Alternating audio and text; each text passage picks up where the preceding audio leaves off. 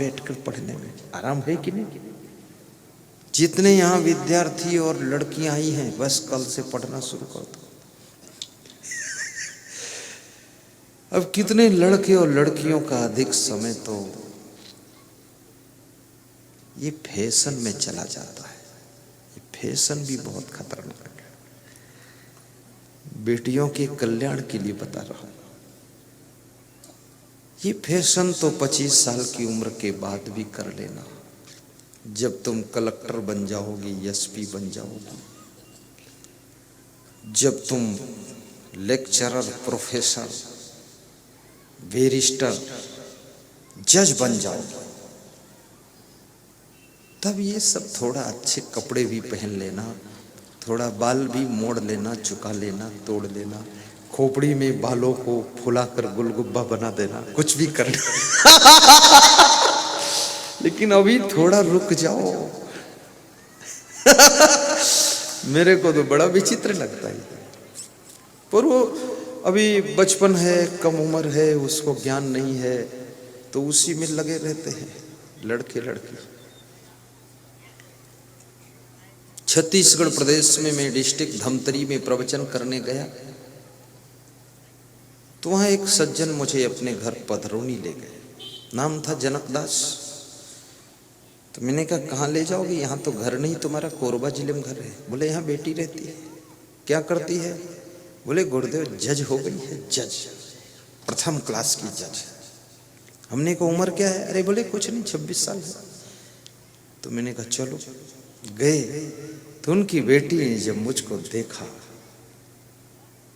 तो वो रो पड़ी, आंसू आ गए उसके। तो हमने कहा क्या हुआ, आंखें क्यों डबडबा गई? बोले आपके सत्संग के शब्दों की ताकत से मैं प्रथम क्लास की जज बनी हूं 26 साल की उम्र में, इसलिए आंसू आ गए। करो हम 6 बहन हैं, भाई कोई नहीं। आपने बिठा कर समझाया था सब बहनों को। मेरे घर गए थे, मेरे पापा चिंतित रहते थे, दुखी रहते थे कि 6 लड़कियां हैं, क्या होगा। तो आपने जो जो ज्ञान दिया था उससे मैं चरित्रवान बनी, गुणवान बनी, और सब बहनों ने पढ़ने में मन लगाया, और तो मैं जज बनी। और पहली बार यहाँ ज्वाइन किया हूँ, प्रथम क्लास की जज हूँ, और पहली बार ही आपके चरण मेरे घर पड़ गए। वो दौड़ दौड़ के जूठे बर्तन मांज रही थी वो जज। कह रही थी आपकी देन है गुरुदेव, ना उस समय कोई फैशन था मुझ में, ना अभी फैशन है। अब जज हूं इसलिए मार्केट जाना मना है, तो मैं दूसरे से फल वल मंगाई हूं आपके लिए, बाकी सेवा पूरी करेंगे हम, वेतन भी खूब मिल रहा है। और मेरी एक बहन प्रोफेसर बन गई है, दूसरी और जज, तीसरी जज बनने जा रही है, और सब बहनें आपके शब्दों को याद रखती हैं। और मैं उनके यहाँ प्रथम बार जब छत्तीसगढ़ गया था, 29-30 वर्ष पहले गया था, उसमें बहुत सी बेटियों का जन्म भी नहीं हुआ था, केवल एक रात रुका था। उसके बाद दोबारा गया तो फिर वहां 1 घंटे के लिए गया, तो मैंने देखा वो चिंतित है माता पिता। याद रखना, अगर तुम्हारे माता पिता चिंतित हैं तो उनकी चिंता का कारण शायद तुम ही हो सकते हो, उनकी टेंशन का कारण तुम हो सकते हो। यदि तुम्हारे सास ससुर चिंतित हैं तो बहू को सोचना चाहिए कहीं इनकी चिंता का कारण मैं तो नहीं हूं। और यदि आपके माता पिता चिंतित रहते हैं तो ये देख लो कहीं तुम्हारे कारण तो चिंतित नहीं। और जितना बेटा और बेटी और बहू ये सब अच्छे से अच्छा कार्य करेंगे, अपनी स्टैंडर्ड को ऊपर उठाएंगे, और जितना अधिक योग्यता को प्राप्त करेंगे, समाज में प्रभावशाली बनेंगे, गुणवान चरित्रवान बनेंगे, धनवान और महान बनेंगे, माता पिता की चिंता, सास ससुर की चिंता और गुरुदेव की चिंता भी समाप्त हो जाएगी और घर में बहुत शांति रहेगी। जब शिष्य योग्य बनता है तो गुरुदेव को भी प्रसन्नता होती है, शिष्य योग्य हो जाए। रामकृष्ण परमहंस विवेकानंद जैसे शिष्य को पा करके सवेरे नाश्ता करके भी सोते थे, दोपहर भोजन करके भी सो जाते थे, और शाम को जल्दी खाना खाकर 8 बजे सो जाते थे। तो विवेकानंद ने पूछा कि गुरुदेव इतना नींद कैसे आ रही है आपको? बोले, तूने मेरी चिंता को दूर कर दिया है। जितना मैं नहीं कर सकता था उससे 1000 गुना ज्यादा तूने संभाल लिया, इसलिए खुशियां इतनी हैं, झट से सो जाता हूं, बड़ा आनंद आता है। आपके माता पिता की नींद यदि भंग हुई है, सास ससुर की नींद भंग हुई है, भाई को टेंशन हुई है, आपके गुरुदेव को अगर नींद नहीं आ रही है, तो इसके पीछे कहीं न कहीं पाप ताप संताप आपकी ओर से चल रहा है। आप समझ जाइए, क्योंकि उनका मन आपसे जुड़ा हुआ है, इसलिए वे चिंतित होते हैं। आप अच्छे हो जाओगे, वे बहुत खुश रहेंगे। तो बच्चों को चाहिए कि वे ठीक से विद्या अध्ययन करें और माँ बाप की मान मर्यादा का भी ध्यान रखें। जिस गुरु के शिष्य बनो, गुरु के मान सम्मान का ख्याल रखो। फिर दारू मत पीना। कितने शिष्य लोग ऐसे भी होते हैं, गुरु के सामने संकल्प लेकर दारू छोड़ देते हैं, 1 साल के बाद फिर स्टार्ट करते हैं। उनसे पूछो अब क्यों पीते हो? बोले 1 साल का संकल्प था, पूरा हो गया, फिर चालू है।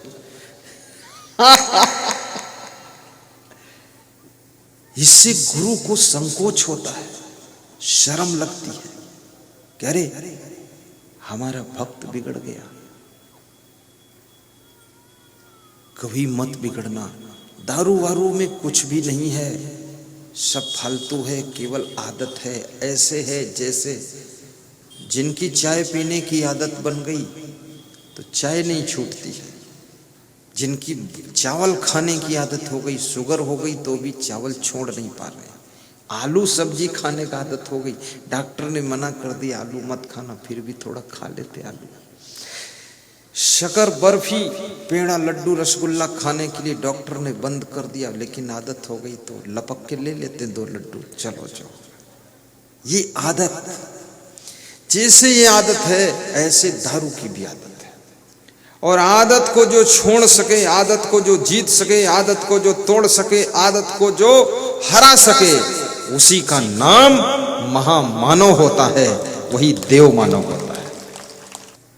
और यदि आपका बेटा चिंतित है, बहू टेंशन में रहती है, आपकी बेटी चिंतित है, बहन चिंतित है, इसके भी जिम्मेदार कहीं न कहीं तुम हो। अगर बाप शराब पीता है तो बेटा बेटी बहू सब चिंतित रहते हैं कि मेरा ससुर ड्रिंक लेता है। आहा। और बहू की चिंता में सासू का भी हाथ हो सकता है। सासू अगर विवेक नहीं है, सावधान नहीं है, तो सासू बहू की गलत इंजेक्शन लगाती रहे। और ये भी कहूंगा, तुम्हारी चिंता, तुम्हारी टेंशन के कारण तुम भी हो सकते हो। तुम यदि गलत खान पान करोगे, गलत आचार विचार करोगे, गलत व्यवहार बर्ताव करोगे, गलत संबंध लोगों से रखोगे, तो याद रखना तुम भी चिंता की आग में चलोगे, तुम भी उसके कारण हो सकते हो। अभी एक सज्जन उत्तर प्रदेश में मिले तो बोले मैं क्या करूं? तो मैंने कहा मैं जानता ही नहीं तुम करते क्या थे, बताओ तो अपनी हिस्ट्री पूरी। तो उन्होंने कहा मैं कुछ भी नहीं करता था। तो मैंने कहा आप करने की जरूरत क्या फिर? बोले भाई ने बंटवारा कर दिया, अलग कर दिया है, अब कुछ करने की आदत नहीं थी, इधर उधर घूमते थे, अब करना पड़ रहा तो बड़ी तकलीफ हो रही है। तो हमने कहा भाई तो बंटवारा करता ही नहीं, तुम्हारे आलस्य और निकम्मापन के कारण, तुम्हारी मूर्खता के कारण उसको बंटवारा करना पड़ा। जब तुम कुछ काम ही नहीं करोगे, निकम्मापना करोगे, इधर उधर हलम दलाली करते रहोगे, घूमते रहोगे, तो आखिर भाई ने कड़ा डिसीजन ले लिया, बड़ा फैसला ले लिया कि अब इसको अलग करो धूर्त को। ये भाई नहीं है, ये बहुत नालायक आदमी है, 20 साल इसके पीछे खराब हो गए, अब इसको छोड़ देना चाहिए। छोड़ दिया। तो अब दुखी क्यों हो? अब मेहनत करो। अब तुमको पता चल गया कि बिना मेहनत जिंदगी नहीं चलती है। अब खेत में काम करने का अभ्यास नहीं है। ये बंटवारा तुम्हारे कारण हुआ है, ये अलगाव तुम्हारे कारण हुआ है, ये दुख का पहाड़ तुम्हारे कारण ही तुम पर गिरा है। जो एक साथ रहने में सुख है, आनंद है, वो अलग थलग रहने में सुख नहीं मिलता है। बहुत चिंता होती है। एक साथ का आनंद कितना होता है।